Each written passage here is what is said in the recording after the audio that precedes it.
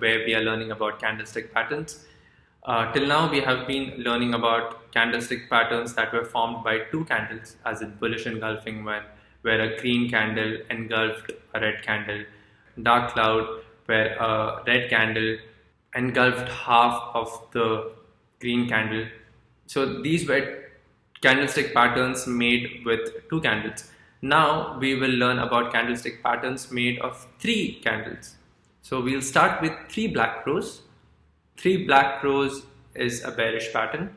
If you can see here, three black rows occurs when three red candles closes below each other. There are a few things that you need to take care before entering this trade.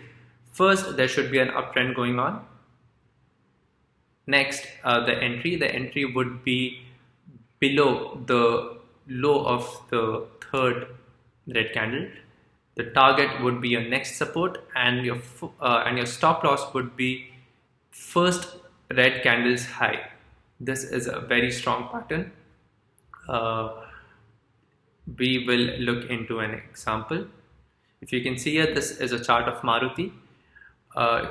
If you can see here, there was an uptrend going on, and right here at around 7,500 levels, there was three black rows, very clear three black rows, and we got to closing in the next candle itself, and look at the price going down. So this was three black rows for you, and I will see you in the next video. Cheers.